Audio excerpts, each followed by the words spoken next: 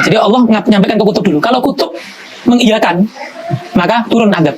Jadi terjadi tsunami, terjadi gempa apa di dunia, itu sudah di ACC sama kutub.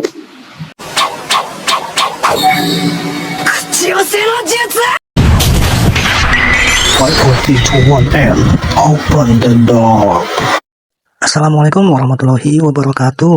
Balik lagi di Kena Kali Channel. Ini ada video dari salah satu oknum Habib yang menurutku ini udah menistakan agama. Karena dia bilang Allah itu ngomong dulu ke kutub kalau Allah mau nimpakan azab, dan itu menunggu ACC dari si kutub tersebut. Ini jelas-jelas menistakan agama. Karena azab ataupun bencana segala macam itu hak prerogatif Tuhan. Bahkan seorang nabi pun tak punya hak rububiyah atau berkuasa untuk alam semesta ini. Nah, untuk alam semesta ini memang hanya kuasanya Allah.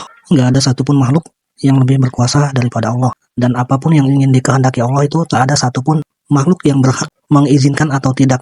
Bahkan para malaikat dan para nabi pun tak punya kuasa untuk itu.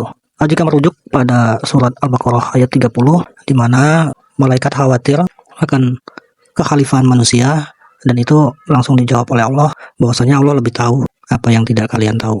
Jika kita merujuk pada kisah-kisah nabi terdahulu juga seperti kaum Samud, kaum Ad yang diazab Allah, itu juga tak ada kuasa para nabi untuk menghentikan apa yang sudah menjadi ketetapan Allah. Terlepas dari semua keistimewaan para nabi, mereka hanya mengatakan kalau mereka adalah utusan yang membawa atau memberi peringatan sekaligus membawa kabar gembira untuk orang-orang yang beriman. Baru di zaman ini muncul orang yang mengaku beriman, memiliki gelar Habib, dan mengistilahkan ada kutub yang berdiskusi dengan Allah, di mana Allah akan menjatuhkan suatu azab atau bencana itu melalui ACC dari si kutub tersebut, di mana orang yang bergelar Habib tersebut tidak menjelaskan makhluk apa sebenarnya kutub ini, sehingga punya kuasa yang sebegitu besar yang mampu bernegosiasi dengan Tuhan semesta alam, Allah. Nah, ini sekali lagi menurut aku pribadi jelas penistaan agama Islam khususnya. Ya udah, untuk lebih lengkapnya kita simak dulu videonya. Dan tadi kembali ke tadi kutub. Siapa kutub zaman sekarang? Nah, kutub itu ada yang memang dia aulia sepakat bahwa dia adalah kutbuz zaman. Dia memang pemimpin zaman ini di dalam kutbiyahnya, kutubnya. Ada yang memang hanya sebagian yang tahu dan disembunyikan. Makanya kalau tawasul kan biasanya habaib ya. Kalau tawasul kan biasanya diakhiri dengan apa? Sebelum ila hadratin Nabi Al-Fatihah. Biasanya sebelum itu kan wa man nawa kutbuz zaman. Kan wa man nawa salafun sholihun, dan yang niatkan para salaf kita, ya kan? Wa man nawa ajdaduna, yang diniatkan para datuk-datuk kita, para habaib. Terus wa man nawa kutbuz zaman, dan yang diniatkan kutub zaman sekarang. Wis yang ngono kan ya wis mesti masuk kan gitu. Enggak nyebut nama pun juga masih masuk. Jadi begitu. Atau wa man nawa sahibul waqt. Sahibul waqt, ana sahibul bait. Iki rumah ini sahibul baitnya saya. Sahibul waqt itu berarti sing duwe waktu saiki.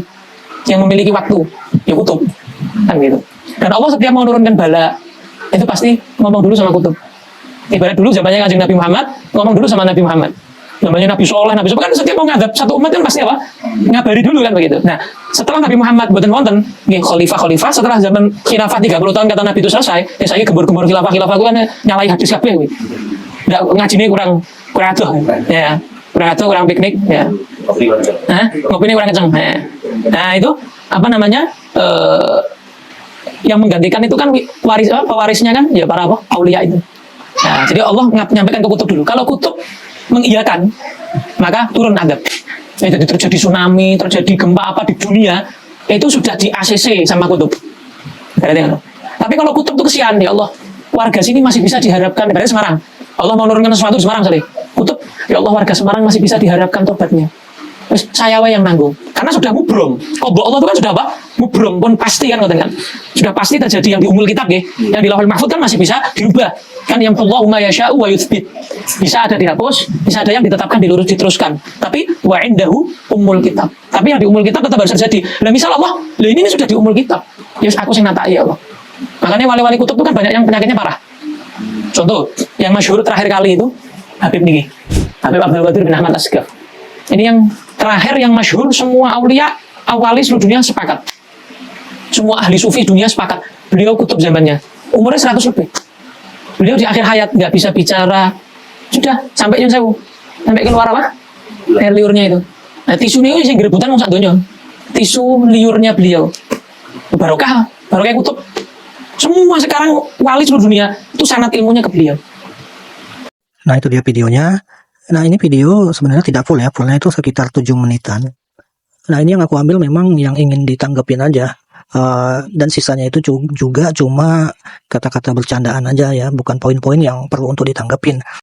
Nah, yang bikin aku kaget juga, ternyata video ini diunggah oleh channelnya milik NU. Nama channelnya NU Online. Kok bisa organisasi muslim terbesar dunia mengunggah video-video seperti ini? Artinya organisasi NU ini mengamini apa yang si Habib ini sampaikan dalam video ini kan? Apa iya orang-orang NU meyakini yang diceritakan si Habib ini tadi, bahwasanya ada kutub yang bernegosiasi dengan Allah ketika Allah akan menurunkan suatu bala, azab, atau bencana, harus menunggu ACC dari si kutub tersebut. Padahal ini jelas-jelas penghinaan kepada Tuhan ya, dan penistaan kepada agama. Justru aku pribadi khawatir, karena ada orang yang takabur di sekitar kita seperti Habib ini. Allah benar-benar menurunkan azab yang benar-benar dahsyat untuk kita juga yang ada di sekitarnya. Karena ini kan termasuk hal yang takabur ya. Terutama kalau kita bercermin dari negara asal para Habib-Habib ini, yaitu Yaman, di mana negara tersebut merupakan negara termiskin di dunia ya. 79% itu hidup miskin dan 65% diantaranya itu yang paling miskin penduduknya. Nah, jadi ini bisa jadi karena takabur para Habib-Habib ini yang membuat negara mereka itu memang benar-benar mendapat azab dari Allah. Ya, termiskin itu kan banyak faktor ya, dari ya mungkin faktor utamanya tidak adanya sumber daya alam di negara mereka. Yang seperti kita tahu bahwa negara-negara di sekitarnya itu ya kaya akan sumber daya alamnya seperti minyak bumi dan gas ya contohnya. Tapi kenapa Yaman nggak memiliki hal itu? Ya mungkin karena itu tadi, karena orang-orang seperti Habib-Habib ini yang takabur. Jadi aku khawatir Indonesia juga akan mengalami hal yang sama bila Indonesia ini dikuasai oleh orang-orang seperti mereka, ataupun orang-orang yang mengikuti kepercayaan mereka. Nah itu ya. Nah jadi kesimpulannya menurut aku yang pertama itu orang ini benar-benar udah menistakan agama Islam. Nah yang kedua, jangan sampai gara-gara orang seperti Habib ini ataupun ada Habib-Habib yang lainnya yang takabur, yang malah justru bisa membuat murka Allah dan mengazab orang-orang yang ada di sekitar mereka, termasuk ya kita-kita ini mungkin ada di sekitar mereka. Oke, segitu aja. Tidak ada dari manusia melainkan diuji dari keselamatan agar diketahui bagaimana syukurnya, atau diuji dari bencana agar diketahui bagaimana sabarnya. Ibnu Qayyim. Assalamualaikum warahmatullahi wabarakatuh.